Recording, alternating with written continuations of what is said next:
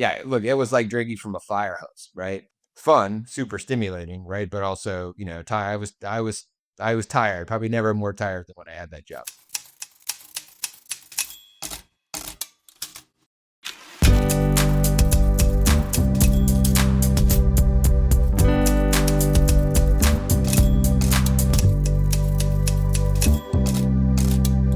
Greetings, everybody. Welcome to the Optimized Podcast. I am Chris Hamm. I am your Series 4 host for the next couple of episodes. So we'll be going to talk to leaders in GovCon, and this is going to be my first Optimize podcast by VisibleThread. So bear with me here as I get down my podcast mic and my questions. Fortunately, you'll be hearing mostly from the guests, and we're going to start out with probably the high profile name. Former FAS commissioner Alan Thomas, somebody that I've worked with many times. We're gonna discuss the leadership challenges, leadership in a crisis, change management, the way that the federal GovCon's world works, and then we will do some rapid fire questions. So with that, Alan, welcome to the podcast. Happy to have you. Thanks for having me. Happy to be part of the shakedown cruise, as they say in the Navy, right? So we'll see what needs fixing on the ship after I'm done here. Yeah, yeah, no soft openings. We're just doing it. Yeah, I like that, right? Go right to sea. Got a mission, go get it. All right, so let's start out here with how do we know each other? What's your background? How did you end up in the big chair a couple of years ago? Yeah, so yeah, well, you and I, we definitely met before I got to GSA, right, back in 2017. But as you said, we had a chance to work closely there, when I ran the acquisition service and you ran the FedSyn team. One of the best brands, I think, in GSA, right, or a very recognizable brand among industry and folks in government. Yeah, so I had kind of this varied career. I mean, I'm not like the most patient person in the world, right? So I definitely was never somebody who's gonna like go somewhere and stay for 25 years. So I was kind of in and out of government a couple times and then in industry, but always around acquisition, procurement, right? On the public sector side, did some work like in product companies, did some work in services companies. And I had a stint, like a couple year stint at Booz Allen. And while I was there, I worked on a big project at GSA. It was a merger, right? It's combining the old Federal Supply Service and Federal Technology Service to create the Federal Acquisition Service. Little did I know then that I might cross paths with that again at some point in my career. And while I was there, obviously met a bunch of executives at GSA, including a woman named Emily Murphy, who at that time at the Bush administration was the chief acquisition officer. And so, um, you know, long story short, right? Things came back around, and Emily obviously ended up as the administrator, right?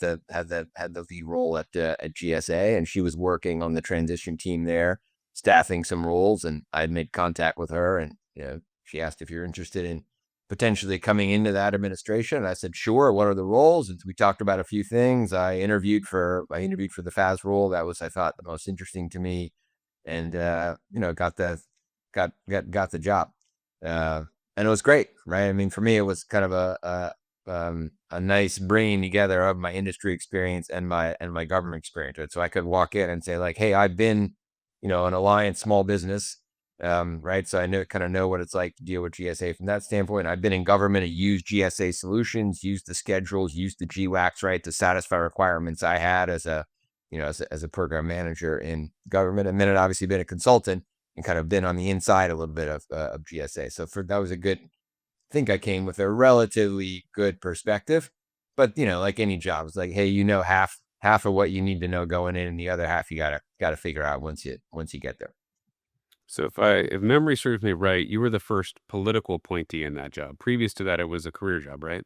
That is correct. That's right. Yeah, I was the first political appointee in that role. Yeah, the team that came in there, made that change. I think they felt, that's kind of a key, right? There are a few key roles that report to the administrator, right, at GSA, right? There's the person who runs the Federal Acquisition Service. There's the person who runs the Public Building Service. There's obviously the deputy, right? That you choose. I think, from when that new team came in, I think they felt like, hey, they wanted to have some control over who were the, 3 or 4 people that are in those key kind of direct report sort of role. So they did make the change on the FAS side to make it a political appointee. So that job, what are the lesser known jobs, I think, in like people who don't think about how the government works, in terms of like dollar amount and span of control. So showing up into like the world's largest buyer, what was like the first couple of weeks like? Yeah, it was interesting because I was the first person in the like Emily hadn't been confirmed yet, so she was a senior advisor, right? But there was an acting administrator. It was actually a fellow named Tim Horn, who probably know Tim, who was great to work with. And the PBS, the building service commissioner, Dan Matthews, didn't come on board, I think, until August or something. And I showed up in June. So for a while, I was kind of like the only kind of political person in there actually in the chair, right? Um, yeah, look, it was like drinking from a fire hose, right? Because as I said, hey, about half the job when you get in. So I was familiar with schedules and GWACs and that sort of thing. But FAS it's a really big and diverse portfolio. I mean, there's the fleet program, right, where you're managing a couple 100,000 vehicles on behalf of the federal government. There's the government-wide credit card program. There's a number of interesting things going on in the travel space. They run the U.S. Access program, which for a chunk of the civilian agencies does identity and access management. So there's all these, and there's there's the big telecom contract, right? The old ETS contract. It's like, and those in and of themselves are substantial businesses with um, different kinds of financials, different kinds of incentives, and different connections out to agencies. So for me, like a little the first layer about each of those things when you're outside government, or outside the organization. But once you get inside, there was a huge amount to learn there on kind of some of those big individual initiatives. I will say one area of comfort for me was I remember the first briefing I got from the CFO, a guy named Gerard Bedard at the time. And there's a lot of numbers, right? Lot to take in. And we got to this. They didn't call, I forget what they called it, right? They didn't call it an income statement. But when I looked at it, I said, that looks like an income statement for a business. And Gerard, who'd been in the private sector, said, yes, it is actually. Like, don't worry about, we've like changed the name slightly, but basically what you're looking at is the P&L, right, for your entire organization. I was like, okay. I know how to read that and evaluate that. So once we did like a little bit of translation on, well, when we say, net operating revenue, right, you should actually think of it as, this. It's like, okay. To that was like, I remember initially feeling a little bit of comfort in that. It's like, ooh, I have something that I could kind of ground my view of the organization in, right? That was a little bit familiar. But, there's all that learning, and then there's all people, right? There's all kinds of people who you haven't worked with before, you just have known a little bit, who now they report to you in some way, shape, or form. So like just it was a fire hose those first couple months. I don't think I left. I mean, I can literally, my family was at the beach basically for the summer, right? And it actually worked out for me because I didn't leave. I never left before like 8 o'clock, right? It just felt like every night you just like there's always more you could read or take in or do. Um, Fun, super stimulating, right? But also, I was tired, probably never more tired than when I had that job. Okay, so let me turn it now from the discovery phase, like, what is this job? What am I going to do? To the leadership and like setting direction phase. So how long did it take you to go from like, all right, I kind of get it now. I get the finances, but when I was on the outside, I always wondered why, why don't they do it this way? Like I have an idea and getting people on board and like, this is the path we're going to follow. Yeah. Yeah, so there were a couple things. There was a near-term challenge there, right? There was a group, the Technology Transformation Services team, right, which was in the Obama administration kind of set up as its own, as a separate service, kind of a third service, right? The vision in the first Trump administration was, hey, we're going to bring that going to merge that, if you will, into the Federal Acquisition Service. So there was a near-term kind of issue there, right, in terms of how do we do that and do it. And there was some kind of distrust between the people and the leaders in that organization and legacy FAS, right? And so there was some things we had to do to kind of repair that relationship and then figure out how to kind of bring that team in, right? So that was an initial focus. And we actually did that largely on our own. created a set of kind of IPTs or working teams. We called it joining forces. And we thought carefully about kind of how to bring that team in, knit them in as part of the FAS family, but also, give them a little bit of independence and allow them to do some things that made them unique and kind of valuable to the customer set that they serve. So that was one.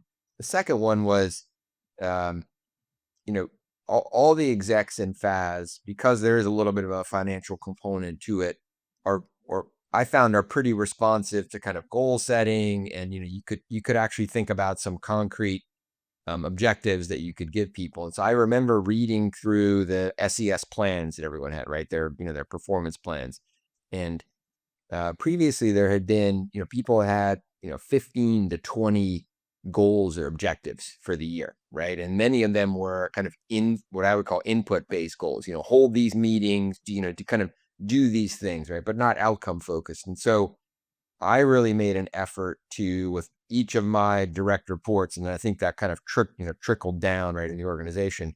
Hey, let's pick maybe 5 things that are going to be objectives for the year. They're going to be outcome based, and a couple of them are going to be shared objectives, right? So things that we could try that even in an enterprise as diverse as the Federal Acquisition Service, we could try to create some common threads across the executives, right? So get people thinking not just about your area, but also about how your area contributes overall to the enterprise. And I think that was reasonably successful. I mean, I will tell you, most executives breathed a sigh of relief when they were like, well, good, I'm happy to get rid of the 18 objectives I have in here and like just focus on a few core things. Now the outcomes piece is, so you have to kind of own that, right? Because you don't always have 100% control. If you tell me to hold 4 meetings during the year, right? I can hold 4 meetings. I have 100% control over that, right? The outcome, an outcome-based metric, you might have some control, but not full control. So there was a little bit of, I think, getting comfortable with, hey, there may be things outside your control that prevent you from meeting this. But overall, I think people were receptive to the idea of fewer goals, outcome-based, and then some shared things that tried to kind of knit or stitch people together. So I was on the receiving side of that. Uh, things that I could say now, I didn't say then. That's outside of my control. We had meetings. We had our own little side conversations. Like, one of them was like our socioeconomic goals. Yeah. My program was never ever going to make that number. It just, like, how much money was I going to be able to do?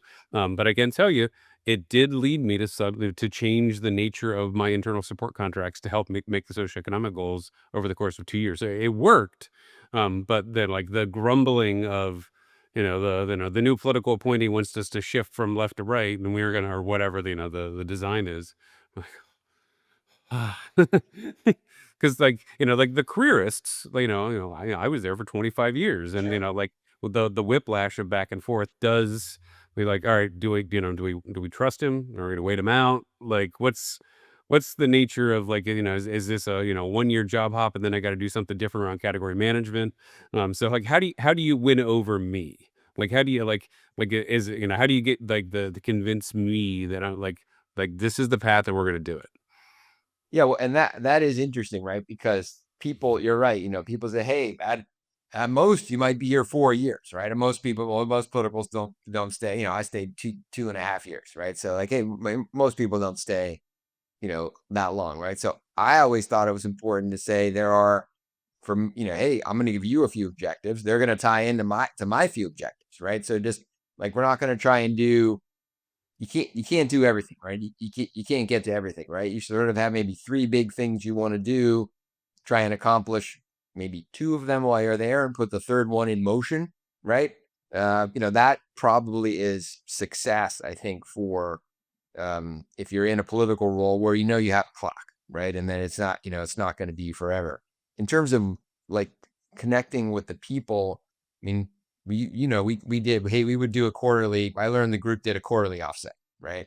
And I was like, oh, I always found that very valuable, not just for kind of the formal component of it, but also all the stuff that I call like the creases in the meetings and the days, right? Where people, there's side conversations and people go to dinner afterwards, or they go, they get a glass of wine, whatever, right? Like all of that for me was incredibly value in building relationships with people, trying to do it, relatively quickly, and then kind of get everybody focused on, again, just a few goals, and then coming back to those things, right? Staying consistent.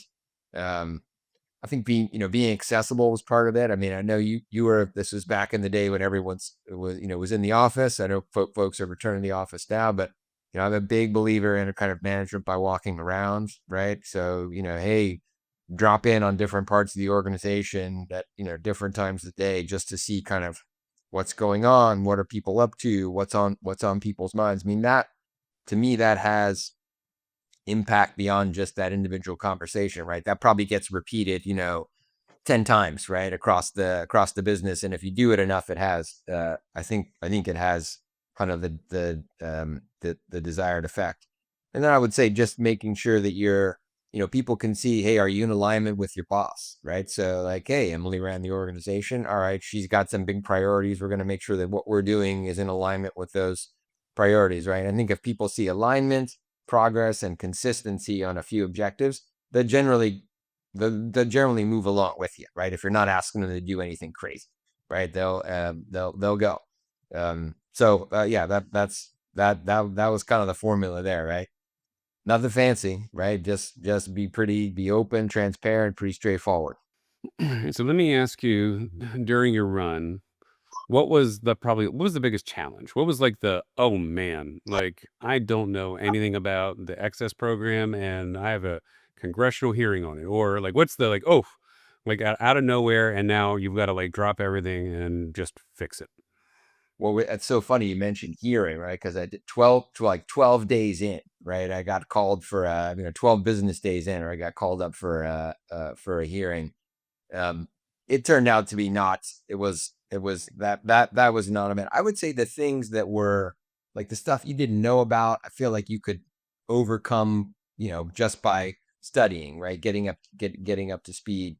I think initially the biggest challenge was that I mentioned there was the technology transformation service, the AT&F team, right? All that merging that into the Federal Acquisition Service, right, was initially the very biggest challenge, because there were IG reports, and there was some sort of personal bad blood, some things that had happened kind of at the end of the Obama administration and the transition, right, that made it a little bit of a volatile kind of situation, right? And there was a political appointee. There was who ran the TTS, who had been appointed under the Obama administration in September, October, before the election, right? And so, there was distrust definitely between that team and the kind of the broader FAS team, right? So I think overcoming that, figuring out how to bring that organization in again, make it part of FAS, but also don't squash it, right? So that some of the things that made it good and unique, they could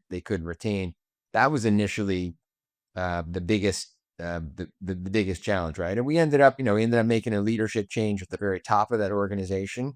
But there were a number of people in that group who I think were actually kind of looking for a little bit of home, and a home, and a little bit of guidance, and a little bit of structure that maybe they didn't have. And I think we were able to bring them into FAS, and put a little structure around the organization. And there were a few, I would say, kind of second level leaders in that organization who bought into it after a little bit of initial skepticism, and that went a long way, right, to making that go smoothly. Could have been messy, but it didn't end up being messy, right? There didn't end up being a bunch of IG reports or a bunch of whistleblower complaints or any of that kind of stuff, right? Like overall, it went pretty smoothly, which you may not have predicted that at the beginning of that process. So you've said the word trust a few times. Inherently in leadership is, in like building trust with the team. You mentioned about like the establishing quarterly meetings, offsites, leadership council, like establishing a relationship and rapport with folks. So previous to that, to your time at FAS, where did you pick that up? How did you like build the skill to like get past the initial awkwardness of like, hi, I'm Alan, and like actually connect, because Yeah. that's like that's like the business developers like main thing. How do they get them to actually care about me, listen to me, and like believe that it's like I'm aligned with their interests? Yeah. No, it's a good question. I think a couple areas. I mean, I've been a team sports person all my life, right? Either played or coached team sports. So for me, I kind of look at it. I look at managing people through that prism to some extent, right? And I think if you've played team sports, it's not the only way to kind of build that skill or build that muscle, but it is certainly one way, right? Where you have a group of people that come together for a certain period of time with a shared objective.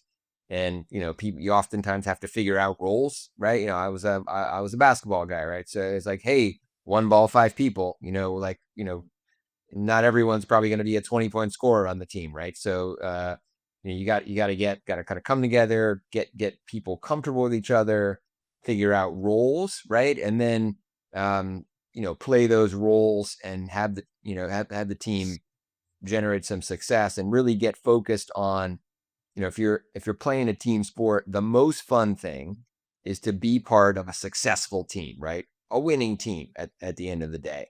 And whatever your role is in that, most people, if they've got a defined role, they're playing it well, and the group is having success, they're going to be happy, even if they're not the big scorer or the star of the group, right? So for me, one team sports was definitely one kind of one way I think I built some kind of skill there.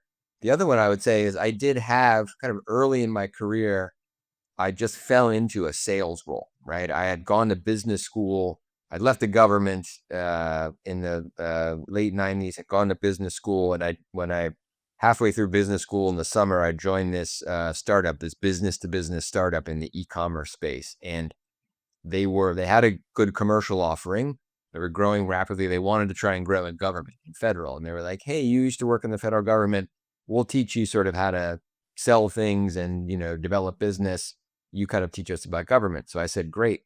And that, for me, that was really, that was like being thrown into kind of a lab situation, right? Where, they had my territory was the whole federal government, right? And the VP of sales kind of took me under his wing.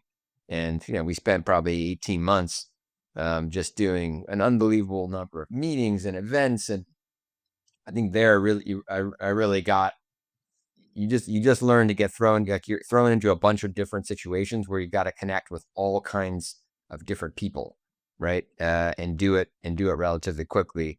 And for me, that was a great experience, right? I mean, I think I've always kind of taken that ability to kind of get dropped into a situation where you don't know a lot of people in the room and quickly try and build some rapport and some credibility and figure out what matters to them and what you have that might help them achieve their objectives. And being in selling situations like that, you kind of either sink or swim on those on those sort of things, right?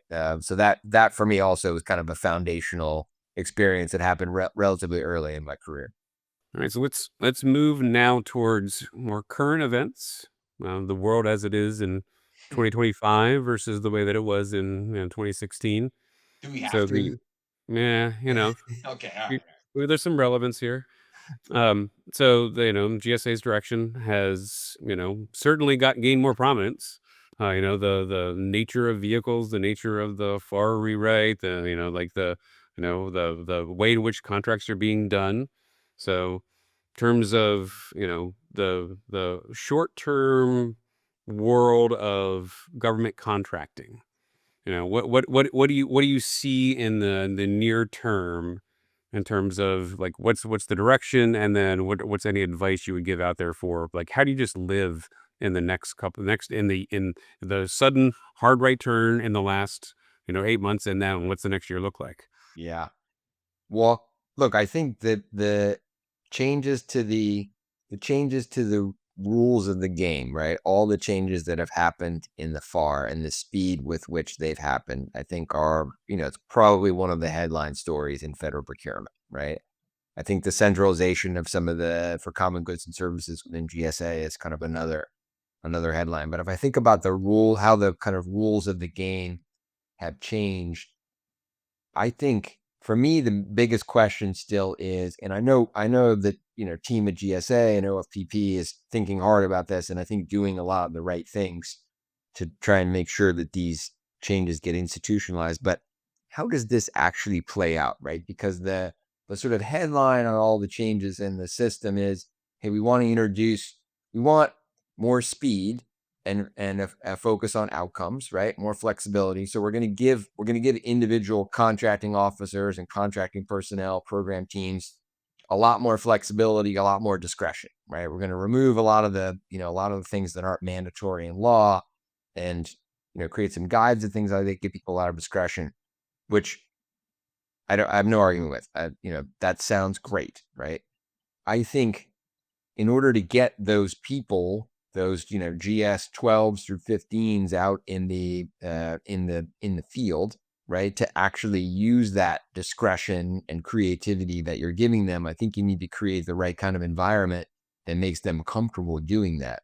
And I'm not sure that the current environment is aligned, right, with saying to the average GS 13, hey, you just got a bunch more freedom to get real creative in how you cut deals between the government and industry, right, to achieve the objectives of the program team that you're serving. So that's to me that's the biggest question, right? Is like you've changed a bunch of the rules to create a certain set of outcomes. Are you going to get enough uptake from the workforce to actually use all that flexibility that you've given them to generate the kind of outcomes that you want to see? Again, I think they're thinking about, I've heard about, hey, we're going to training and FAI and in DAU and the guidebooks and things, right? So people just sort of don't show up with a blank sheet of paper on how to do some of these things. But to me, it's a little bit deeper than that. We talked about trust in the last segment, right? It's like, hey, does the average GS 13 trust that if they go do something a little bit creative and different and it doesn't work out, right, but it's a good faith effort on their part, are they good, right? Does the chain have their back, or does somebody get whacked, right, because they tried something a little bit different and it didn't work, right? That to me, that's an open question, right? And I think the next 12 to 18 months is going to be real interesting to see how that plays out. Yeah, I mean, I brought you one of the craziest ideas that I've ever had. You carried the water. Then our upper boss said halfway. I got halfway Yeah. on a very large drone program. Yeah. Yeah. Today, I don't bring that program. Today, my head's down. So like you could give me all the creativity, all the authority in the world, but if I don't feel like you believe in the workforce, I'm not. You're not getting my discretionary creativity. You're getting my compliance. You're getting my like paper. Do the stuff. Yep. No, I think that's a great example. Yeah, I think, my fear, right, is that people will have all this additional discretion, but they'll sort of like, hey, I'd love to be like the third person to do this, right? Because I want to see a couple other people go, right, and see how it goes for them, right? And so, yeah, that again, it's a softer, more subtle component of leading an organization, right? But it's creating the right sort of climate where people feel comfortable doing those things that you've said they're empowered to do, right? I'm not sure. I don't know we're there yet in the macro, kind of a macro perspective in the federal government. There probably are pockets of that, and hopefully those pockets spread. But that if you want to get the goodness that's coming out of all that change that you've driven in policy, you need to get people comfortable using it, right? And so there are ways to get there. I'm hopeful that it will happen, right? But we'll see. I do think it's an open question, right? In terms of what does it look like in 12 to 18 months, right? Are they you said, hey, what would you tell government contractors? I say to government contractors, you should be prepared to walk in and talk to both your program customer and your contracting customer about those changes, about the flexibilities, and about any examples you have of other people that have done it in government, right? To get those two constituencies, the program team and the contract team, as comfortable as you can with some of these different sort of ideas that are percolating right out in the federal procurement world right now, right? You can't just walk in and know about your stuff anymore, right? Like you got to walk in and know about the process and other examples where it's been done to create some of that comfort level. So that, for me, that's like one big piece of advice. You got to educate your program teams and your BD teams about those things, right? Do not assume the customer has all that information. You should assume they don't, right? That they don't have any of And one of the tough parts right now, so I mean, there has been a government shutdown. The travel programs for everybody, the cards have been cut down to zero. Conferences and events and general interactions are probably at an all-time low. Like the ability for company X to talk to agency Y. If there's been a harder time, I'm not sure. Like it's one of those windows. Yeah. Are there any other ways that like you're seeing that are being effective? Uh, I would say, I think you're right. Although when people do have conferences, things like that, the people who there, like they're starved for it, right? I mean, you can tell like they're starved for the interaction. Like I think people being back in the office to a large extent is helpful, right? Because if you got program folks who have badges and who have access to spaces, right? There's more opportunity to run into people, to have hallway conversations. My sense is, and this is largely GSA based, right? But when people are back in the office, they are, for whatever reason, they're more willing to meet face to face, right? Hey, let's go down and get coffee. Let's get lunch, right? I do think there's been a little bit of an uptick in that as people have gotten called back into the office. I don't know if there's any magic. I don't know if there's any magic formula for it, right? I mean, I think it's sort of just like it's always been, right? Where you got to reach out to people, and when they're in, the default. I mean, just think about this too, Chris, right? The default used to be pre-COVID, right? The default was, hey, if we're gonna meet, we're gonna meet in person, right? Like that's just how this is gonna happen, right? And I think over COVID, obviously, default became, hey, let's meet on video.